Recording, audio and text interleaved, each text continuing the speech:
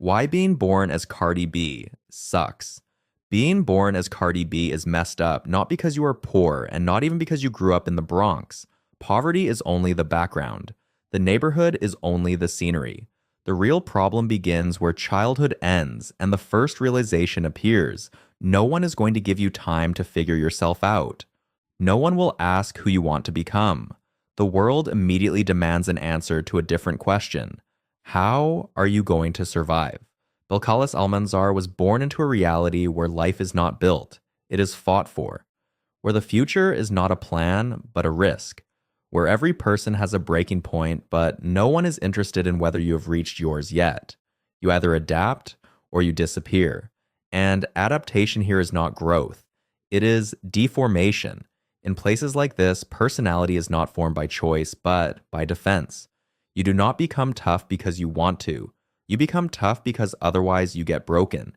You do not become loud to attract attention. You raise your voice because silence is vulnerability. Over time, this constant state of defense stops being a temporary response. It becomes who you are. The most messed up part is that you grow up without realizing that something was done to you. You think you are simply like that. Sharp, aggressive, unfiltered. But in reality, you are the product of an environment that never gave you alternatives. You learned to laugh loudly, speak roughly, strike first, not because it was your nature, but because it was safer that way. When Cardi took her first steps into adulthood, she was not choosing between good and bad. She was choosing between bad and worse. Education did not look like salvation. A regular job did not promise a way out. Dependence on a man meant losing control. And at that moment, the decision appears. The one that will later be dissected on talk shows and Twitter threads, stripping. The world loves to simplify moments like this, to say, she chose it herself. But the truth is that it was not a choice. It was a tool. Cold. Calculated. Without romance. It was an attempt to take control of her life in a system where control had been taken away from her long before. And here the first tragedy happens. While you are there, no one is interested in you as a human being. And when you escape, they permanently tie you to that stage of your life. Your past does not become a chapter. It becomes a sentence. It does not stay behind you. It follows you like a shadow, and every time you rise higher, that shadow becomes more visible. Cardi B began gaining popularity not because she fit perfectly into the industry, but because she did not fit at all. She was too real, too loud, too uncomfortable. At first, people laughed because they did not take her seriously, but laughter is a dangerous thing. It can be the first step toward attention. Social media became not a platform for her, but an exit. It did not require polish. It allowed her to speak the way she had always spoken, and that was exactly what exploded. Because in a world of edited images, raw honesty sounds like a slap. People did not always understand why they were drawn to her, but they could not look away. When real success arrived, everything changed.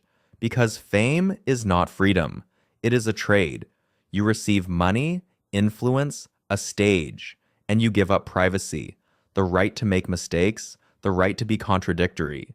You stop being a person and become an object of interpretation.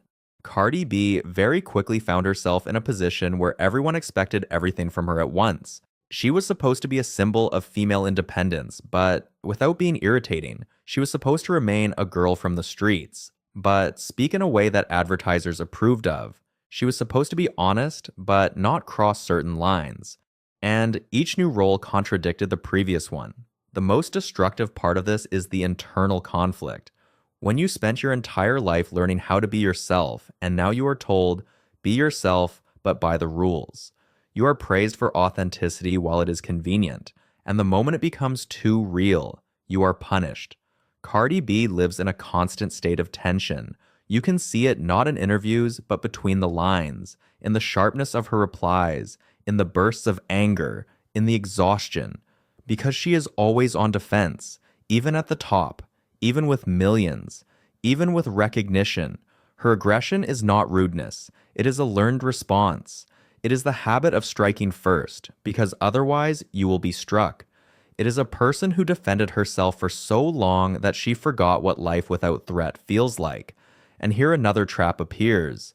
You cannot allow yourself to be weak, because weakness is instantly turned into a meme, a headline, proof that you could not handle it. You cannot simply say, "This is hard for me," because the world does not hear that as a request for support. It hears it as an invitation to attack. Cardi B is often accused of not changing, of staying the same, loud, sharp, uncomfortable. But the truth is that she cannot change too much, because then they will say she sold out, and she cannot stay the same either, because then they will say she is regressing. Any movement becomes a minefield, and the most messed up part of all this is the loss of an alternative version of yourself, the one you could have been if you did not have to survive, if you did not have to shout, if you did not have to defend yourself. That version was never born. It remained a hypothesis.